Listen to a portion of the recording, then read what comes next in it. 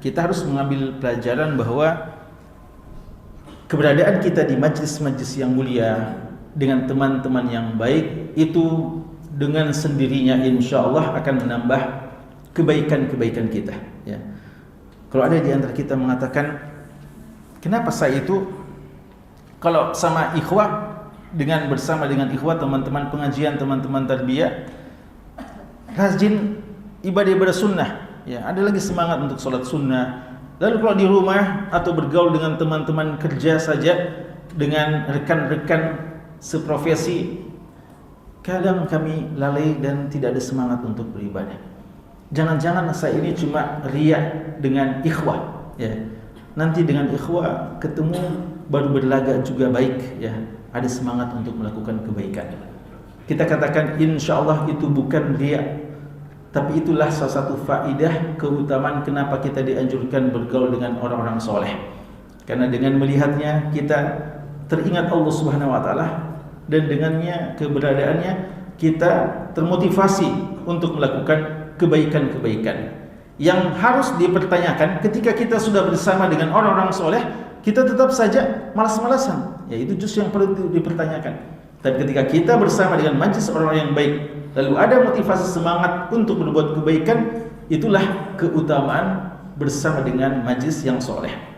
Kata Nabi kita SAW, masalul jalisis soleh ka hamilil misk, ya. Dalam hadis Abu Musa al-Asy'ari radhiyallahu anhu, Nabi kita SAW mengatakan permisalan dengan bersama dengan jalis as-soleh, teman duduk yang soleh, itu seperti kita bersama dengan hamilul misk, orang yang penjual, ya, hamilul misk, penjual wangi-wangian, penjual parfum.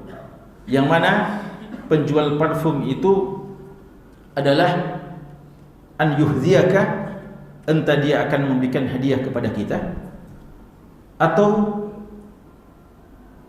dia akan menjual kepada kita, atau paling tidak kita tidak dikasih hadiah, kita tidak juga membeli, tapi dengan bersama dengan dia kita sudah merasakan baunya yang wangi, ya.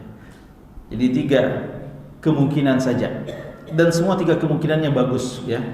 Pertama, dia akan hadiahkan kepada kita karena dia teman kita, dan teman kita itu penjual parfum. Masa kita bersama dengan dia bertahun-tahun, lalu dia penjual parfum tidak pernah menghadiahkan sama kita, ya.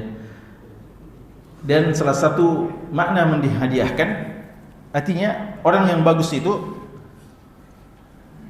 tanpa kita minta dia akan menasihati kita, ya. Seorang yang baik, kita bersama dengan dia tanpa kita minta, tanpa kita beli nasihatnya, dia akan menasihati kita, dia akan mengingatkan kita.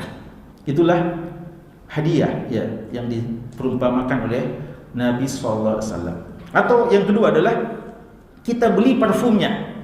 Mungkin dia belum sempat menasihati kita, tapi ketika belum sempat menghadiahkan kepada kita, tapi kita minta, kita beli parfumnya. Dan kalau kita beli parfumnya dan dia teman kita, tentu saja ada harga khusus, ya, diskon, ya, kertingan, ya. Saya kira semuanya sudah punya pengalaman dengan teman-teman penjual parfum, ya. Kalau ada teman yang penjual parfum belum pernah kasih diskon, antum kasih ingat dengan hadis ini, ya.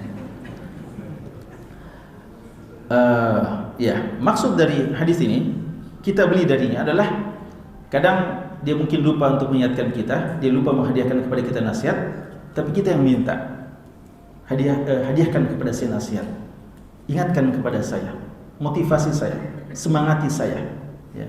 Dan insyaallah teman yang tulus, yang ikhlas, yang ukhuwah karena Allah, dia begitu senang memberikan nasihat, bimbingan, motivasi kepada kita ketika kita memintanya. Dan yang ketiga adalah kita mendapatkan bau yang wangi bersama dengannya, ya. Pekan lalu waktu pulang, ya, waktu turun dari tangga, ya, kami bersama Prof Hamid Habib, ya, hafizallah, baru turun dari tangga kita cium bau yang sangat harum. Dari mana ini? Ternyata ada ikhwan yang jual parfum di sudut masjid dekat WC sana. Masya Allah, dari tangga sudah cium bau wanginya. Ya. Ini bukan jual, ya bukan promosi, ya bukan iklan. Ada sama sekali, ya ada sama sekali janjian dengan Allah, ya.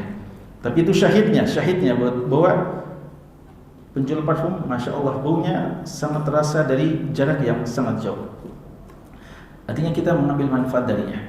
Kita bersama dengan dia tidak kasih hadiah sama kita, kita juga tidak beli parfumnya, tapi kita akan merasakan manfaat dekat dengan dia. Tanpa dia nasihati kita, bersama dengan dia, kita akan menjaga lisan kita. Mata kita tidak sembarangan untuk melihat hal-hal yang tidak dibenarkan. Ya. Dan ini manfaatnya. Ya, makanya kalau kita berada di majlis yang soleh seperti ini, ketika ada hal-hal yang terasa menyimpang sedikit, kita agak sensitif, ya. Padahal mungkin itu perkataan yang semacam itu, perbuatan yang semacam itu, kalau kita berada di tengah-tengah keluarga kita yang masih awam atau rekan-rekan kerja kita yang awam, kita anggap kadang biasa-biasa saja. Tapi ketika itu terjadi di tengah-tengah orang-orang yang baik di majlis-majlis tarbiyah majlis talim, terasa ya sangat ya peka kita dengan hal yang seperti itu. Dan itu manfaat bersama dengan orang yang soleh. Jadi Nabi kita sendiri bertambah kebaikannya ketika bertemu dengan